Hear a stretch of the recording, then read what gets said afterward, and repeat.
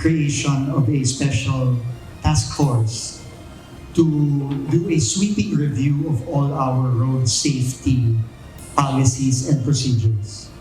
It will be composed of the LTO, the LTFRB, and the DOTR. Bumuo ng Special Task Force on Road Safety. Ito ang ipinag-utos si Transportation Secretary Vince Dizon sa Land Transportation Office kasama ang Land Transportation Franchising and Regulatory Board upang reviewin ang lahat ng ipinatutupad na road safety policy sa bansa. Ayon sa kalihim, panahon na para muling mapag-aralan ang proseso laban sa unworthy o karag-karag ng sasakyan sa kalsada.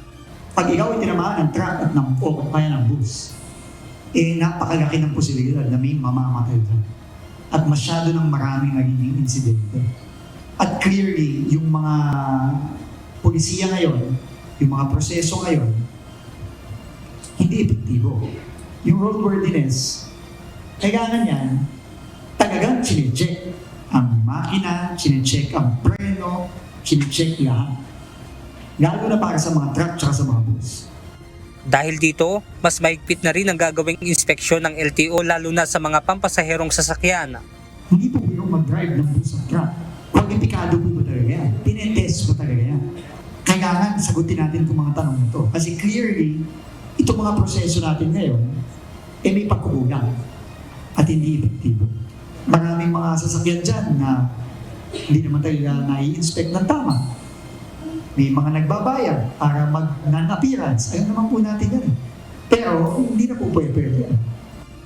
Kaya siguro pagdating ng aming bagong makina, we should focus on trucks and buses first. Top of mind dyan, yung brakes, yung tires, yung steering wheel, yung mga that would affect yung pagmamaneho mo. No? Pero arami yan. Detalyado po yan. Ikinababahala rin ng DOTR ang bilang ng mga driver na pinatawan ng suspensyon sa kanilang lisensya. Sa tala ng LTO, aabot sa 671 drivers ang suspendido ang lisensya dahil sa road crashes at road rage incident. Kasama rin dito ang nasa 97 drivers na nagpositibo nang magsagawa ng random drug testing ang Philippine Drug Enforcement Agency. At ito ang pinakamabigat. Halos 100 dahil sa random testing na ginawa ng PIDEA ay nag-test positive for drug use. Hindi po katanggap-tanggap ito. Sa mga driver at operator ng mga buses and PUVs, hindi natin papayagan, hindi natin papalampasin ito. Sasabihin ko sa inyo, this is the first time na ganito kadami ang sususpinde. Ang pagkakaroon ng driver's license ay pribilehiyong ibinibigay ng gobyerno para sa isang taong nagnanais magmaneho ng sasakyan.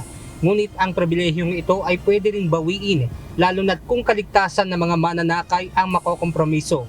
Benedict Samson, UNTV News and Rescue. Diyos ang aming sandigan, serbisyo publiko ang aming pinahahalagahan.